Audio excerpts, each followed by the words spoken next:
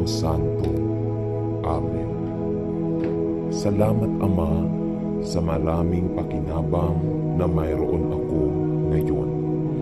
Salamat sa buhay ko, sa pag-akit sa akin sa iyong sarili at pagdadala sa akin sa iyong pamilya bilang anak ng Diyos. Salamat sa pagligtas sa akin, sa pagkamatay mo sa krus at muling pagbangon upang ako rin ay magkaroon ng buhay na walang hanggan. Salamat sa isang pahinga sa gabi at para sa pagkakataong maglingkod sa iyo ngayon. Salamat sa kalusugan at lakas na mayroon ako. Sa pagsisimula ko ng isang bagong araw, nagpapasalamat ako sa iyo na ang iyong mga awa ay bago at sariwa tuwing umaga. Dakila ang iyong katapatan. Salamat Ama sa pagmamahal sa akin. Naway sumikat ang iyong pag-ibig sa pamamagitan ko sa iba upang makilala din nila ang mga kababalaghan ng iyong biyaya sa pangalan ni Jesus. Amen. Ang pagising na panalangin ng papuri.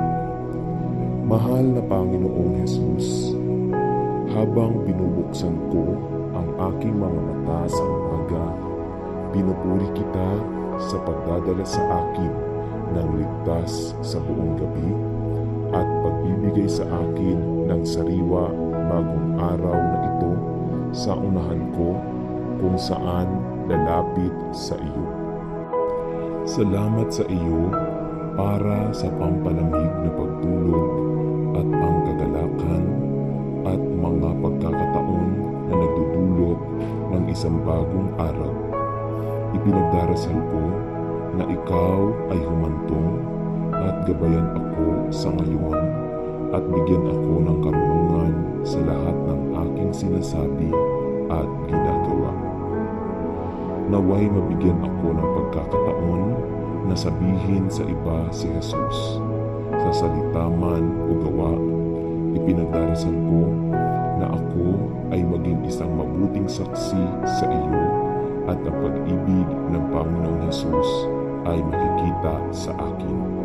Panatilihin mo ako mula sa mga tukso na napakabilis na nagsisiksikan sa aking abalang buhay.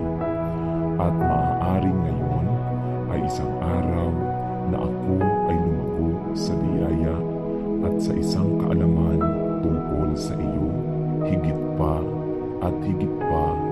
Amen. Panalangin ng bahay-asawa para sa paparating na araw. Mahal na Ama Diyos, ang araw ay nagsisimula pa lamang at mayroon akong maraming maliit na tungkulin na kailangang asikasuhin. Ipinagdarasal ko na luwalhatiin kita sa pang-araw-araw na gawain na kailangan kong ibaling ang aking atensyon ngayon.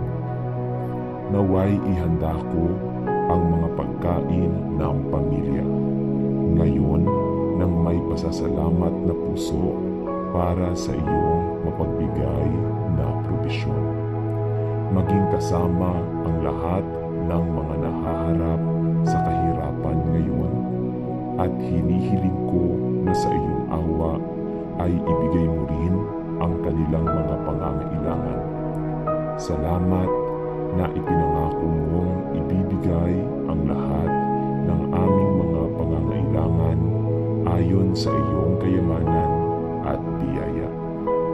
Gusto kong pasalamatan ka para sa tahanan na iyong ibinibigay para sa aking pamilya at sa akin.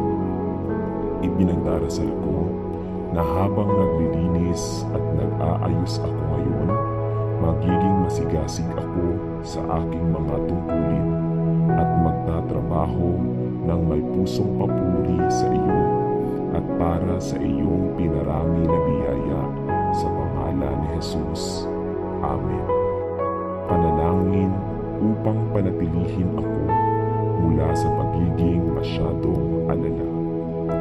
Mahal na Panginoon, sa simula ng araw na ito, tulungan mo akong panatilihin ang mga mata ng aking puso sa iyo at naway hindi ko isakripisyo ang talagang mahalaga para sa kung ano ang nakikita kong apurahan.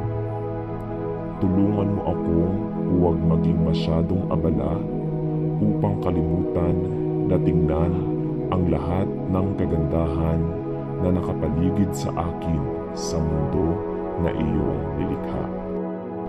Tulungan mo akong hindi magmadali na hindi ako nakikinig sa iyong maliit na boses.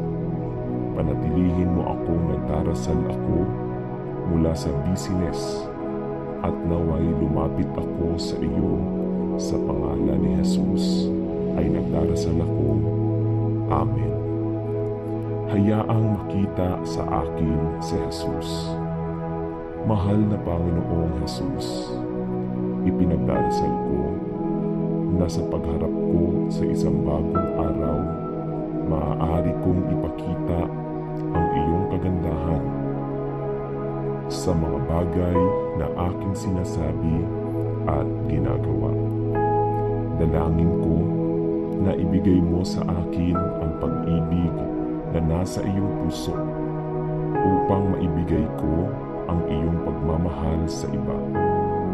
Dalangin ko na bigyan mo ako ng isang bagay ng iyong karunungan upang matulungan ko at hikayatin ang mga taong nakakasalamuha ko ngayon. Dalangin ko na bibigyan mo ako ng isang bagay ng iyong pasensya upang maipakita ko ang parehong biyaya at awa sa mga nahihirapan o nasisiraan ng loob.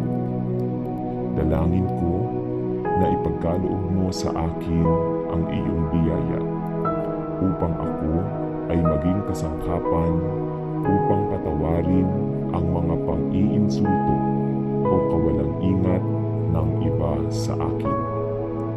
Ipinagdarasal ko na sa lahat ng bagay ay makita ka sa akin at sa iyong pangalan ay nananalangin ako. Amen. Ang aking panalangin para ngayon.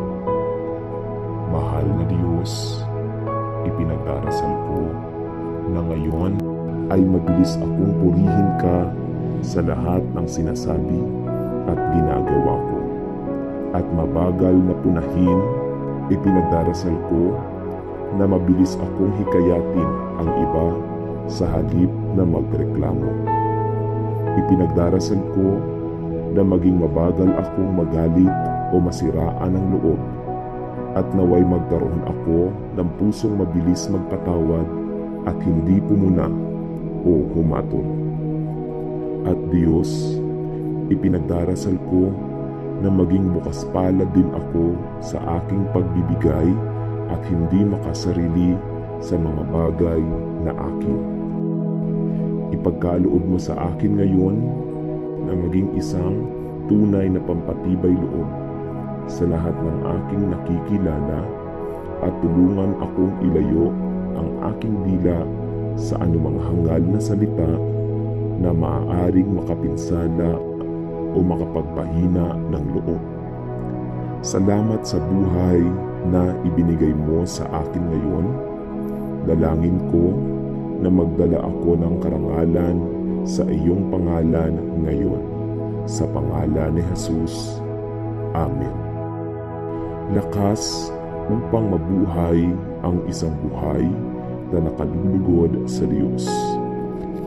Tulungan mo ako, Panginoon, na gumising tuwing umaga na ang mga mata ng aking puso ay nakatingin kay Jesus at ang mga iniisip ng aking isipan ay nakatuon sa Kanya.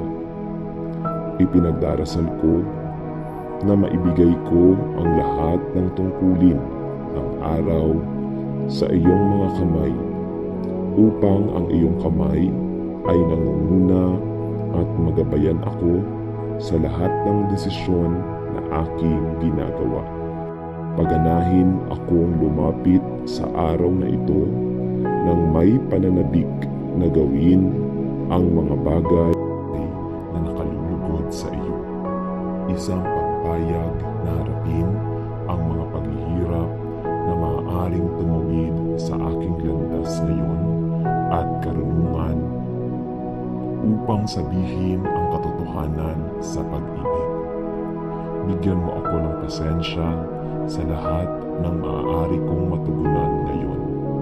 Ilayo mo ako sa mga hangal na salita at naway magpakita ako ng pagpipigil sa sarili at karunungan sa lahat ng mga pangangailangan at pangangailangan na maaari kong makaharap habang tumatagal ang araw.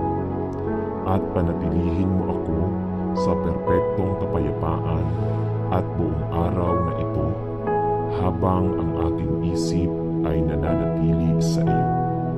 Tinatanong ko ito sa pangalan ni Jesus. Amen. Lakas upang mabuhay ang isang buhay na nakalulugod sa Diyos. Mahal kong Panginoong Jesus, mahal ko ang aking ina at salamat sa pagbibigay mo sa akin sa Kanya. Salamat sa lahat ng ginawa niya para sa akin at sa pagkain na ginagawa niya. Salamat sa pagbibigay sa akin ng pinakamahusay na ina sa mundo. Mangyaring pagpalain siya araw-araw at tulungan siya sa lahat ng kanyang ginagawa. Salamat na ikaw ay namatay para sa akin sa krus upang patawarin ako at muling bumangon upang lahat tayo ay makasama mo sa langit. Pagpalain kayong lahat sa pangalan ni Jesus. Amen. Panalangin ng pagpapagaling para sa pagpapagaling ng aking ina. Mapagmahal na Panginoon at Ama ng lahat ng kaaliwan. Lumalapit ako sa iyo sa pangalan ni Jesus upang ihiga ang aking ina sa iyong paanan. Alam na siya ay napakasama sa mahabang panahon. Hinihiling ko sa Panginoon na pagalingin mo siya sa anumang bagay. Ay bumabagabag sa kanya. Palayain siya, nananalangin ako mula sa sakit at kalituhan na kanyang pinagdadaanan. At ibalik mo siya sa buong kalusugan at lakas sapagkat ikaw ang Diyos na nagpapagaling at nagmamalasakit. Salamat sa iyo na iniibig at inaalagaan mo at inaliw ang lahat ng iyong mga anak. At hinihiling ko na bigyan mo ang aking mahal na ina ng kapayapaan sa puso na tanging na ibibigay mo lamang. Naway malaman niya na sa ilalim ay ang iyong walang hanggang mga bisig ng kaaliwan at na ang iyong ipinangako na hindi kailanman iiwan siya o pababayaan siya. Tulungan mo ang aking mahal na ina na madali akong manalangin at ibibigay ko sa iyo ang lahat ng papuri at kaluwalhatian dahil sa iyong pangalan. Amen. Diyos, ako ay nag-iisa at ang aking ina ay may sakit. At ngayon, siya ay namatay at ako ay nag-iisa sa buong mundo at ako ay kaya takot at kaya malungkot. Diyos, hindi ko alam kung ano ang gagawin at wala akong isa upang bumaling sa mangyaring tulungan mo ako, manalangin ako. Mangyaring Diyos, ako ay nag-iisa sa mundo at pumunta sa iyo upang hilingin sa iyo na pangalagaan ako at tustusan ako. Tulungan mo ako mangyaring harapin ang hinaharap nang wala ang aking mahal na ina na laging nandyan para sa akin. Nangako ka na hinding-hindi mo kami pababayaan. Sabi mo, hindi kita iiwan bilang mangulila, at iyon ay kung ano ako, isang ulila at lahat ay nag-iisa. Ngunit ilalagay ko ang aking tiwala sa iyo. Alam na ikaw ang Diyos na pinagkakatiwalaan ng aking ina, at alam kong napabayaan kitang pagkatiwalaan gaya ng nais niya, na magtiwala sa iyo bilang aking tagapagligtas.